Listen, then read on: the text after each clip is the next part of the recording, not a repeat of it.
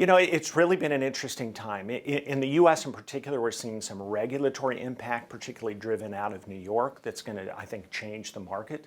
We're certainly seeing, and there's an overlap here, different ways of doing underwriting. Comes back to that instant gratification to sell insurance.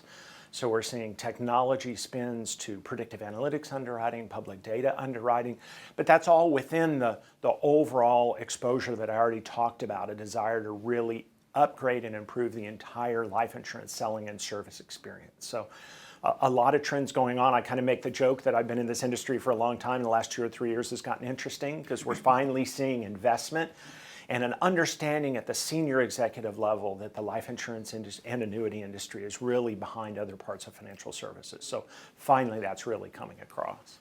Well, our industry went through a long recession, and I'm speaking about life insurance, not property casualty when I said that.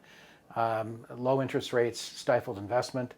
The demographics, in some sense, worked against people wanting to buy insurance as we worked through the baby bust births in the United States. I don't know that they've surprised me. I do think there are a couple of things that are worth pointing out. I think that in North America, one of the things that we have seen is an awful lot of reorganizational activity taking place in life insurance companies, particularly large ones.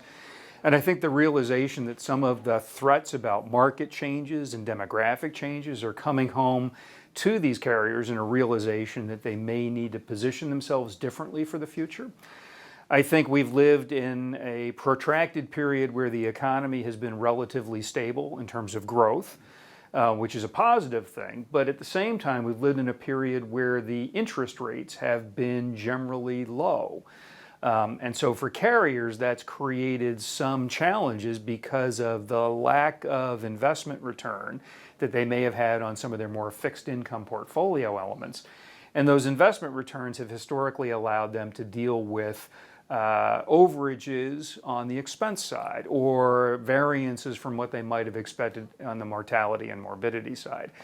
I think the fact that that's not an offset right now is leading carriers to fundamentally rethink some of their economic positioning. And we're seeing, I think, a renewed focus on how to improve the economic performance inside some of these companies.